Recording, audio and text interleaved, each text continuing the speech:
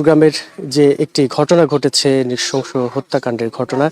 গতকালই বিএনপির ২৮ আসনের প্রার্থী এরশাদুল্লাহর গণসংযোগ চলাকালে এখানে ৩ জন গুলিবিদ্ধের যে ঘটনা, সেই জায়গাটিতে আমি এখন অবস্থান করছি। আমার পেছনে দেখছেন যে ঠিক এই জায়গায় গুলিবর্ষণের যে ঘটনাটি ঘটেছে সেটি আমরা দেখতে পাচ্ছি। এখানকার যে সকল স্থানীয় বাসিন্দারা রয়েছেন তাদের মাঝে এক ধরনের চাপা আতঙ্ক বিরাজ করছে এখানে। তারা দেখছেন, এবং এই যে এলাকাটি, এখানে দিন দুপুর একেবারে বিকেলের দিকে যে একটি হত্যাকাণ্ডের ঘটনা ঘটেছে, গুলিবর্ষণের যে ঘটনাটি ঘটেছে, একেবারে প্রকাশ্যে জনসম্মুখে যে গুলিবর্ষণের ঘটনা, সেটি নিয়ে তারা খুবই উদ্বিগ্ন এবং তারা এক ধরনের ভয় আতঙ্কের মধ্যে তারা অবস্থান করছেন। এখানে আমরা দেখতে পাচ্ছি যে এখানে প্রশাসনের অনেক সদস্যরা এখানে রয়েছেন। তারা দেখছেন যে এখানের পরিস্থিতি কেমন। এখানে এক প্রকার থমথমেই পরিস্থিতি বিরাজ করছে। আমরা একটু এখানকার স্থানীয়দের সাথেও কথা বলবো। আমরা প্রথমে সরোয়ার বাবলার, যিনি কালকে গুলিবর্ষণের ঘটনা নিহত হয়েছেন, তার ভাইয়ের সাথে একটু কথা বলবার চেষ্টা করবো। আমাদের সামনে রয়েছেন তার ভাই। আপনি কি দেখছেন এবং এই হত্যাকাণ্ডটি কেন ঘটেছে বলে আপনি মনে করেন? হত্যাকাণ্ডটা এর আগে গত রমজান মাসেও আমার ভাইকে রিং রোডে হত্যা করার চেষ্টা করছিল। ওইখানে যারা ঘটনাটা ঘটাইছিল এখানে তারা পুনরায় এটা করছে। আর ওই ঘটনার পর পুলিশ কমিশনার আমার বাইরে বলছে যে তুমি অ্যারেস্ট না হওয়া পর্যন্ত একটু সাবধানে থাকিও। তা আমার ভাই নিরস্ত্র মানুষ, সেই 5টা মসজিদে যায়, নামাজ যায়, এলাকার মানুষের কাছে জিজ্ঞেস করার, মসজিদে নামাজ পড়তে যায়, বাসায় চলে যায়, আর বিকেলবেলায় এখানে বসে থাকে, এখানে বসে থাকে। সে ছোট বাচ্চা নিয়ে থাকে, মাঝে মধ্যে বন্ধু বান্ধব থাকে। কালকে শুনছি বিয়েতে বিএনপি করে, কালকে শুনছি এখানে এরশাদুল্লাহ সাহেব আসবে, গণসংযোগ করবে। এই গণসংযোগ এখানে আমার ভাই সব মাগরিব নামাজ পড়ছে মসজিদটাতে, এরশাদুল্লাহ সাহেব পড়ছে, নামাজ পড়ছে, নামাজ পড়ে লিল্লে দিতে দোকানগুলো দিতে এখানে আসার পর এই ঘটনাটা ঘটাইছে। এর আগে থেকে কি আপনারা কোনো কিছু আন্দাজ করতে পেরেছিলেন? না, এর আগে তো যেটা রিং রোডে ঘটনা হয়েছিল তখন তো আমার বাইরে বলছে যে তুমি সাবধানে থাকি। তো সাবধানে নিরস্ত্র মানুষ এখানে বসে থাকে। এখন আমার প্রশ্ন হচ্ছে যে প্রশাসনের কাছে আমার বাইরে বলছেন যে আপনারা সাবধানে থাকার জন্য, কিন্তু ওই আসামিগুলো এরপর থেকে তো একটা আসামিও ধরতে দেখলাম না। আমরা যেটা জেনেছি যে আপনার ভাইয়ের বিরুদ্ধে যে মামলা রয়েছে, সেই বিষয়টা আপনি আমার ভাইয়ের বিরুদ্ধে আওয়ামী লীগের আমলে 24টা না 26টা মামলা ছিল। সব মামলাগুলো এরকম পেন্ডিং মামলা, থানার কেউ মামলা করছে এরকম কিছু না। এখন কোনো চ্যানেলে দেখলাম যে বলছে যে 11টা খুনের মামলার আসামি, এগুলো সব বোমা কথাবার্তা। কোনো খুনের মামলা ছিল না, সব মামলা ছিল এরকম পেন্ডিং মামলা লাগাইছে থানা থেকে নিনি বাইজিতে না, মামলাগুলো সব বাইজিতে না, অন্য কোনো থানা আমার ভাইয়ের নাম মামলা নেই।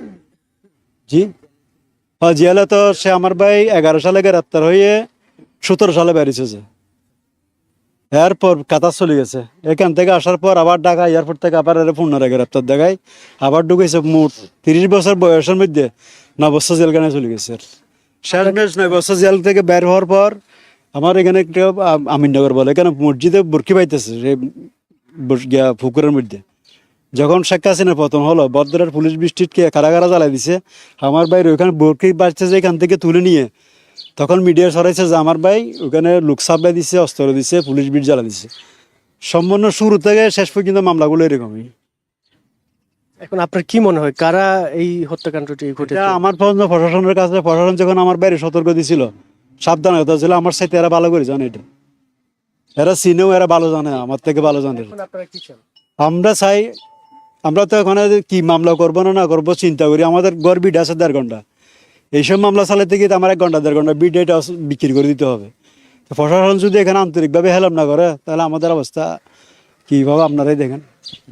দর্শক, যেমনটি শুনছিলেন যে সরোয়ার বাবলার যিনি ভাই রয়েছেন, বড় ভাই, তার সাথে আমরা কথা বলছিলাম যে তিনি বলেছেন যে আসলে পুলিশ যে নির্দিষ্টভাবে তিনিও বলতে পারছেন না আসলে কারা হামলাটি ঘটিয়েছেন এই যে গুলিবর্ষণের ঘটনা। আমরা একটু পুলিশ প্রশাসনের সাথে একটু কথা বলবার চেষ্টা করব যে এখানে পুলিশ প্রশাসন একজন দায়িত্বশীল রয়েছেন, আমরা তার সাথে একটু কথা বলি। আপনারা কোন দায়িত্বে রয়েছেন এবং কি দেখছেন? আমরা এখানে আইন শৃঙ্খলা ডিউটিতে আছি। যে গতকালের ঘটনা নিয়ে যাতে পুনরায় আর কোনো নতুন কোনো ঘটনা না ঘটতে পারে সেই ব্যাপারে আমরা এলাকায় সতর্ক আছি, ডিউটিতে আছি। আর সকাল থেকেই তো ছিলেন আপনারা। আমার রাত্র সারা রাত আছে, আমাদের ঊর্ধ্বতম স্যারেরা কার্যক্রম করতেছে, আমরা এলাকায় সতর্ক নজরদারিতে আছি, আমরা টহলে আছি এলাকায়। এখন আপনারা কতক্ষণ থাকবেন এখানে? আমরা থাকবো আমার ডিউটি রাত 9টা পর্যন্ত ওখানে থাকবো। দর্শক, হ্যাঁ, আমরা এখন স্থানীয় কয়েকজনের সাথে একটু কথা বলবার চেষ্টা করব। এখানে একজন স্থানীয় রয়েছেন, আমরা তার সাথে একটু কথা বলি যে আপনারা কোনো ধরনের আতঙ্কিত কিনা। না, বিশেষ অবশ্য আতঙ্কিত থাকবে এখানে। আজকে ঘরের সামনে এসে যদি ওনাকে দিয়ে এরকম ডেট করতে পারছিল, এটা অবশ্যই সবাই স্বাভাবিক। এখানে অনিহাসে এরা মারে চলে গেলে কোনো কিছু বললো না। ইভেন আমরা প্রশাসনকে বলতে পারছি না, কারণ আমি ঘর পাশে থেকে আমি নিজেও বলতে পারি। আমি আসার সময় আমি ওনাকে বলছিলাম আমার জন্য, কারণ ওনার বড় ভাই ছিল আমার সাথে আজকে পুরো দিন রেস দিনে বাজার ছিল। রেস দিনে বাজার কি সময় শপিং করে আসছি, দুজন একসাথে খাবো। দেরি এসে ওনার একটা প্রোগ্রাম আছে, দেরি শিবিতে উনি খায়নি, ওই দিক দিয়ে চলে গেছে ঘরের পিছন দিয়ে। আর পরে আমার লয়ার টেলিফোন করছে, তুমি এক জায়গায় যাও, অক্সিজেন দিয়ে লোকটার সাথে আমাকে একটু ইন্ট্রোডিউস করাই দাও। বাট আমি ওখানে গেছি ওনার ঘরে যাইয়া, উনি তো প্যাশন আছে, তো ওনার সাথে কথা বলে আমি এসে গেছি। আমি অক্সিজেন থেকে আইসে আধা পথে আসতে বলছে সরোয়ারে মারে বলছে। কেননা এরা যাওয়ার সময় আবার এই যে মিছিলগুলো আসছে, আমি যাওয়ার সময় এরা আমাকে দাঁড়া করে সালাম দেওয়া করছে। বলছে আচ্ছা স্বাভাবিক, তাও গণিকণ্ঠকের সামনে। এখানে আমি তো এগুলো চিনি, কারণ আমি আমার এলাকার মানুষ না, সারাদিন করে আমার বাইরে ছিলাম। তো আসে সালাম দিচ্ছে, কথাবার্তা বলে আমরা চলে গেলাম। ওরা সেগুলো আসে। এখন এমত অবস্থার মধ্যে এরকম ঘটনার হওয়াটা একটু মানবিক, কেউ মেনে নিতে পারছে না। আর ওনার এরকম কোনো স্পট দা কোনো রিপোর্ট না যে উনি এরকম করছে, এরকম কোনো সব ভুয়া। এটা দর্শক যেমনটি শুনছিলেন যে এখানের যে স্থানীয় বাসিন্দারা রয়েছেন তারও এক প্রকার ভয় এবং আতঙ্কের মধ্যে রয়েছে। তারা যে প্রকাশ্যে দিনে দুপুর এইভাবে প্রকাশ্যে জনসম্মুখে যেভাবে এই যে গুলিবর্ষণ করা হয়েছে, তাও গণসংযোগ চলাকালে, সেটি তারা আসলে কোনোভাবেই মেনে নিতে পারছেন না। তো সব মিলিয়ে বলা যায় যে এখানে এক ধরনের, এখানকার যারা স্থানীয়রা রয়েছেন সবার মাঝেই এক প্রকার ভয় আতঙ্ক বিরাজ করছে। তো আমরা চেষ্টা করব যে আরো কয়েকজনের সাথে একটু কথা বলা যায় কিনা চেষ্টা করব, তারা কি ভাবছেন এবং তারা কি দেখছেন। এই যে দিনে দুপুরে এরকম মানুষের সামনে যে একটি প্রকাশ্যে গুলিবর্ষণের ঘটনা ঘটেছে, সেটি নিয়ে আপনাদের কোনো ভয় কাজ করছে কিনা বা আপনারা কি ভাবছেন? অবশ্যই আমাদের এলাকার একটা ভাই একদম এরকম করে যদি দিনের বেলায় যদি সে হত্যা করে, তাহলে আমাদের একটা আতঙ্ক সৃষ্টি হবে না? সবার মনের একটা আতঙ্ক আছে, এই এলাকাটা এরকম কেন? কারণ ও তো নির্দোষ। এ তো এখন তো সবার সাথে সমাজের সাথে অনেক মিল মহব্বত করে চলতেছে, 5 ওয়াক্ত নামাজ পড়তেছে, সবার সাথে মিলেমিশি করে চলতেছে। ছোট ভাই এখন সবাইকে ইজ্জত করতেছে। তো এইরকম আমরা আতঙ্ক থাকবো না? এলাকাবাসী সবাই আতঙ্কই আছে, একজন্য তো কারণ আতঙ্কই আছে। কালকে খুব মানমান ঠিক এই ঘটনা দিন দুপুরে নামাজের পর এই ঘটনাটা ঘটছে, তাহলে সবাই একটা আতঙ্কেই আছে, এলাকার সবাই আতঙ্কে আছে। আপনারা কেউ আন্দাজ করতে পেরেছিলেন কিনা এই ধরনের কোনো ঘটনা? এই ধরনের কোনো আন্দাজ করা যায় নাই। তো একটা গণসংযোগ করতেছে বিএনপির নেতা, আমাদের এই ওয়ার্ডের যখন 18 আসনের প্রার্থী আসতেছে, সবাই তো আছে। এই মানুষের মধ্যে এই কাজটা করবে যে কেউ বিশ্বাস করতে পারেনি। সেজন্য তো ও তো নিজেও তো বলতে পারতেছে না এরকম মৃত্যু হবে।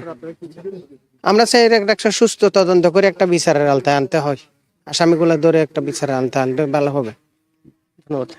দর্শক, যেমনটি দেখছেন যে তারাও বলছেন যে এখানে তারা কোনোভাবেই উপলব্ধি করতে পারেননি যে এত বড় একটি ঘটনা ঘটবে। তারা কখনো ঘুণাক্ষরেও টের পাননি যে এরকম একটি বাড়ির সামনেই এই ধরনের একটি ঘটনা ঘটবে। তারা কোনোভাবেই সেটি আসলে উপলব্ধি করতে পারেননি, তারা সেটি বলছেন। এবং এক ধরনের চাপা আতঙ্ক এবং ভয় কাজ করছে তাদের মধ্যে। তো সব মিলিয়ে বলা যায় যে খন্দকার পাড়ায় যে ঘটনাটি ঘটেছে গতকাল, সেখানকার সর্বশেষ পরিস্থিতির খবর এই ছিল আমার কাছে।